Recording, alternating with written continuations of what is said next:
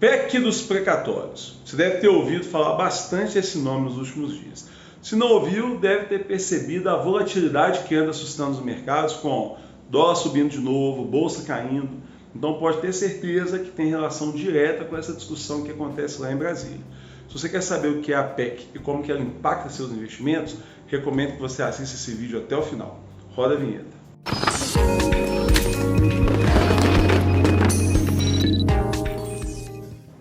Fala pessoal, aqui é o professor Aender Pereira, seu educador financeiro na área, trazendo mais um conteúdo de extremo valor para você. A sigla PEC significa Proposta de Emenda Constitucional, ou seja, uma proposta para alterar leis que fazem parte da Constituição Federal do Brasil, que foi promulgada em 1989. E como é uma mudança na nossa Constituição, a votação por uma PEC é mais complexa e mais demorada que quaisquer outras propostas de mudanças legislativas ou de novas leis. A aprovação de uma PEC, ela demanda 2 turnos de votação nas 2 casas legislativas, que é a Câmara dos Deputados e o Senado Federal, sendo necessário 2/3 dos parlamentares votando a favor. No decorrer do processo de votação, mudanças propostas por parlamentares podem fazer com que a proposta tenha que ser votada novamente na casa de onde ela partiu. Por exemplo, se a PEC começou a ser votada na Câmara e depois de aprovada por deputados, senadores mudarem parte considerável da proposta, ela volta para a Câmara. Por isso que votações de PECs normalmente acabam causando maior volatilidade dos mercados, não somente por tratarem de temas importantes para a política econômica, mas também por demandarem muita força política. Trocando em miúdos, um governo que propõe uma mudança constitucional, ele precisa garantir o apoio de muitas peças no Congresso. Agora falando dos precatórios. Os precatórios são dívidas do governo que juízes determinam que precisam ser pagas, seja a União, Estados ou municípios. E de onde que vêm essas dívidas? No caso do governo federal, essas dívidas elas vêm de processos abertos por empresas, pessoas ou estados contra a União que por algum motivo entendem que o governo precisa compensá-los financeiramente. Por exemplo, o indivíduo que teve seu imóvel desapropriado para a construção de uma estrada, ou uma empresa que quer ser ressarcida pelo pagamento de impostos que acredita serem indevidos. Dessa maneira, no orçamento da União, o pagamento dos precatórios ele é definido pelo Poder Judiciário. Todo ano, o Judiciário indica tudo que o governo perdeu em disputas judiciais e que já foram encerradas de uma vez por todas, que transitam em julgado. Então, ele precisa pagar. O montante, então, ele entra no orçamento da União para aquele ano e é usado para poder pagar aqueles para quem o governo deve dinheiro. Agora, por que querem mudar, professor? No momento em que o Ministério da Economia estava montando o orçamento para o ano que vem, eles perceberam, com as informações vindas do Judiciário, que o valor total do pagamento dos precatórios para 2022 ia praticamente dobrar. No caso, subiria de 54,7 bilhões do esperado esse ano para 89,1 bilhões no ano que vem. Dessa maneira, o pagamento das dívidas judiciais ia ocupar um espaço muito maior do que esperado no orçamento da União no ano que vem. Como a regra do teto de gastos determina que o total de despesas do governo em um ano deve se manter o mesmo do ano anterior, apenas corrigido pela inflação, ou seja, zero crescimento real, o total de orçamento livre para gastar com qualquer outra coisa seria praticamente nulo. Um outro fator complicador é o fato de que o nosso orçamento já é bastante rígido e a maior parte dele, 90%, é constituída por despesas que não podem ser modificadas. E muitos dos gastos que poderiam ser cortados são aqueles que a maioria do governo e do Congresso não querem cortar, porque são os privilégios. Foi nesse cenário que o governo decidiu enviar uma proposta para poder mudar as regras de pagamento dos precatórios. Essa proposta que está sendo discutida no Congresso, a PEC dos precatórios, haveria um limite total com o gasto com precatórios por ano. O restante das dívidas teria seu pagamento adiado para outros anos ou seria renegociada, sendo paga no mesmo ano, mas com uma redução do pagamento total.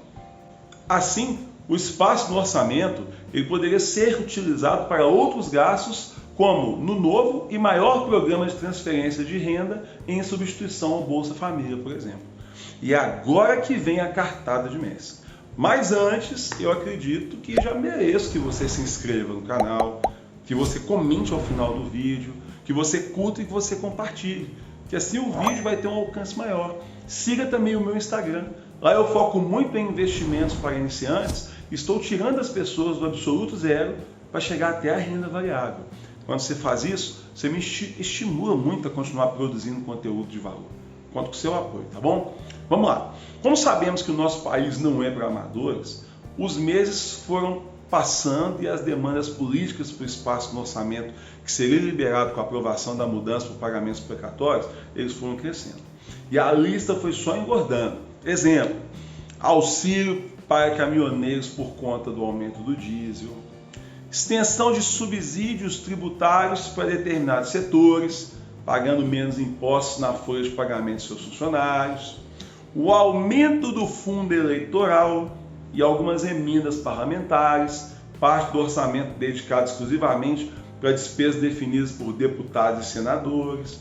E para poder apagar agora o fogo com querosene, a inflação mais alta do que o esperado pelo Ministério da Economia no meio desse ano, quando eles enviaram a proposta de orçamento, ela aumenta e muito a quantia necessária para despesas obrigatórias ligadas ao salário mínimo, que é corrigida ano a ano pela inflação. Só essa correção já ocupa 27 bilhões a mais do que estava previsto no orçamento há alguns meses. Traduzindo, apenas a mudança no pagamento dos precatórios deixou de ser suficiente. Foi aí que o governo decidiu matar dois coelhos com uma paulada só e propôs que a mesma PEC que já está sendo discutida para mudar o pagamento dos precatórios também incluísse uma mudança na regra do teto dos gastos.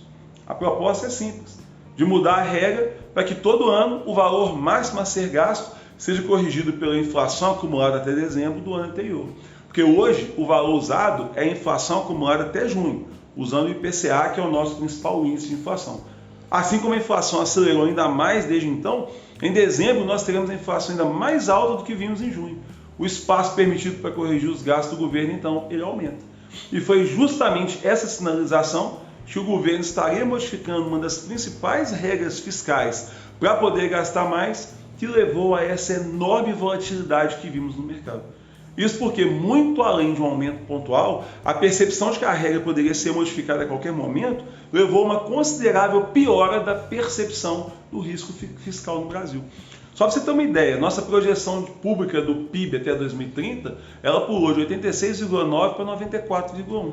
Por quê? Porque o governo vai gastar mais, tendo que se endividar mais, os juros que ele vai pagar vão ser muito maiores e a nossa dívida vai ficar absurda. Agora, o que você pode fazer com os seus investimentos? No momento que você assiste esse vídeo, boa parte dessa piora no risco fiscal já está precificada em nossos ativos. Ou seja, o dólar subiu, a bolsa caiu, os juros esperados no futuro estão mais altos, isso vai afetar a renda fixa. Mas conforme a PEC caminha no Congresso, os riscos e, consequentemente, o humor do mercado, eles seguem aflorados. Isso porque a proposta ela ainda pode sofrer mudanças, permitindo ainda mais alterações na regra do teto de gastos para poder aumentar ainda mais as despesas. Isso vai pressionar ainda mais a nossa moeda, o câmbio, os juros e por aí vai. Então, assim, o momento ele exige cautela, mas ele também oferece oportunidades e maneiras de proteger o seu dinheiro. Eu vou destacar para você agora algumas alternativas que vão te ajudar a compor uma carteira bem diversificada para poder proteger o seu dinheiro no momento atual. Primeiro, invista fora do país. O objetivo é diversificar em outra moeda, para poder proteger da volatilidade da nossa. Para isso, você pode lançar a mão de instrumentos como BDRs, fundos internacionais, ou até mesmo abrir conta numa corretora no exterior e investir diretamente lá. É também o momento de procurar títulos de renda fixa que estão atrelados à inflação ou ao CDI, como Tesouro Selic, Tesouro IPCA, Tesouro Direto, títulos de crédito privado, de bons emissores, obviamente. Agora, não abandona a renda variável, não. Pelo contrário, tem muitas empresas sólidas que estão bem descontadas, bem baratas em relação ao seu histórico. Estão no seu melhor momento de compra. Sem falar que existem também fundos imobiliários que estão também muito descontados. Então, é uma boa oportunidade de você aumentar o seu portfólio para receber os proventos. Gostou desse vídeo? Se ele fez sentido para você, que eu vejo que tem muita gente que assiste os meus vídeos, comenta comigo, mas não comenta aqui no vídeo, comenta lá no Instagram. Então eu gostaria muito que você deixasse aqui o seu likezão, comenta aqui embaixo o que você achou desse vídeo, se ele foi útil para você ou não, compartilhe com alguém que está discutindo esse assunto no churrasco, num bate-papo de boteco, alguém que quer se informar sobre isso, porque assim você me ajuda a ajudar, porque o canal cresce, a gente aumenta o alcance, aumenta a nossa gama de informação e dessa maneira as coisas vão crescendo cada vez mais. Eu sou o professor Aender, sou educador financeiro e aguardo você até o próximo vídeo. Um grande abraço, gente. Tchau, tchau.